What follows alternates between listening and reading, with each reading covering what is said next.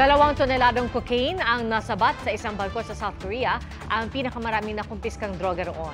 Ang crew at kapitan ng barko, mga Pilipino. Saksi, si JP Soriano. Hanggang nitong umaga ay hindi pa rin pinapayagang umalis ang 20 Pilipinong tripulante sa MV Lunita na nakadaong sa Port of Okigye sa South Korea. Pinasok ang barko ng Korea Customs Service at Korea Coast Guard at nakitaan ng kontrabando ang nadiskubring hidden compartment sa likod ng engine room.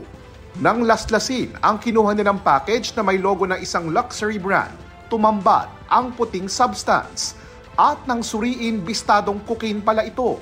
Mahigit 50 kahon na mga umano'y cocaine ang nasamsam. Sa bigat na 2 tonelada, ito na ang itinuturing na pinakamalaking drug haul sa kasaysayan ng South Korea. Under investigation ngayon ang mga Pilipino. If they make a determination na may guilt itong mga Filipinos, then they will tell them, you cannot leave. Right now they can't leave, pero doesn't mean they're being arrested. Bago nito ay dumaan sa Mexico, Ecuador, Panama at China ang Norwegian flag cargo vessel na puro Pilipino ang crew. Pagkakaalam namin ay 20 at ang kapitan ay Pilipino rin. It's an all-Filipino crew. Pero if they make a determination of probable cause, meaning that it's their responsibility, it's their fault, they were trafficking drugs, then they'll be charged. Possibly, most probably detained back. Right now, they're not detained. Ayon sa Reuters report, ang Federal Bureau of Investigation o FBI ng Amerika ang nagtip sa South Korean authorities na may laman umanong kontrabando ang MV Lunita. Pagdaong sa pantalan, hinalughog ang barko hanggang matagpuan ang mga cocaine.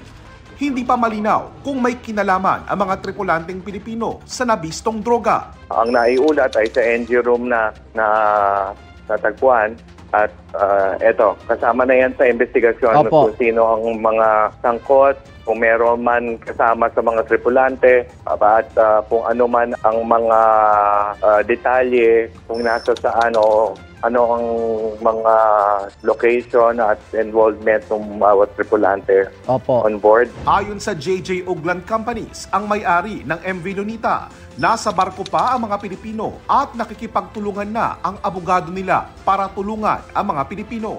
Inaantay pa nila ang resulta ng investigasyon at kikilos ng naaayon sa magiging resulta nito.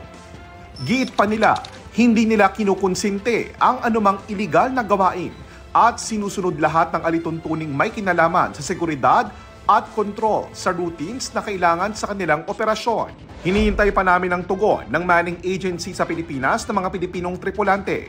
Pero ayon sa DMW, nakausap na rin daw nila ang mga ito. Nakausap na ng mga kinatawan ng DMW yung mga pamilya ng mga tripulante. Tayo ay magsasagawa na rin ng tulong sa kanila at yung sa legal assistance, we will also soon provide our lawyer na nakasama nung lawyer na ibinigay o provide ng ship owner. Para sa GMA Integrated News, ako po si JP Soriano, ang inyong saksi.